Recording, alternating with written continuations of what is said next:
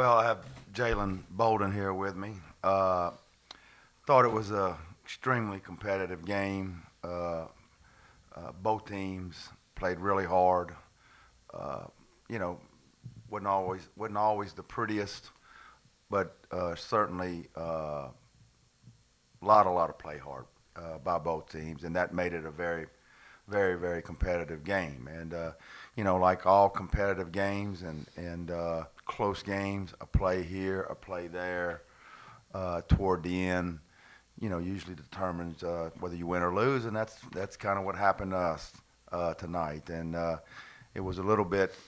Uh, it this has happened to us kind of a lot during the season. Is that and I feel bad for this team because they didn't always get rewarded for their play hard, their effort, competitive spirit. They didn't get rewarded for it enough, and tonight was another one of those nights. We'll open up now for questions. First one here from Zoom for Jalen. Jalen, what opened up for you offensively tonight, and what were you seeing from the defensive pressure in a physical rivalry game? Obviously, I was looking to get downhill, get my shots falling early. The three ball was falling, so I just taking what the defense was giving me for real. For Coach, you guys were able to go on a 7-point scoring run there at the end of near the end of the second half to really narrow that gap and obviously push to overtime.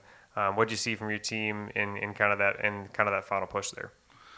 Well, we finally started getting numerous stops in a row, and which allowed us to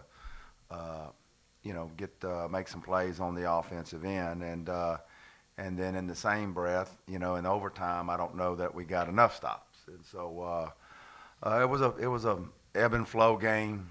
They would go on runs, we would go on runs, and certainly Jalen was a big part of our game tonight, especially for him playing downhill, as he mentioned. This is a team that in Lafayette that pressures you out a little bit, especially us, and so we knew we were going to have to go, kind of north and south, and that fit right in with Jalen, and he had a good game. Coach, another one here from Zoom. You had 3 players finishing double figures, everyone playing significant minutes for you guys, obviously in an overtime game.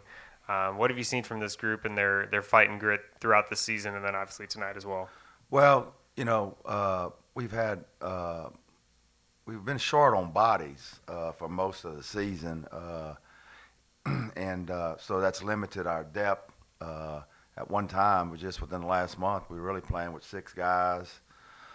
So it was nice to have Jacob Wilson back out there tonight, get another body out there. And so guys like Jalen, who has kind of been through the whole thing, Jalen, and some of the other guys that weren't injured and have fought the fight, they played a lot of minutes. It was tough, and they never quit on us, and I think they showed that again tonight.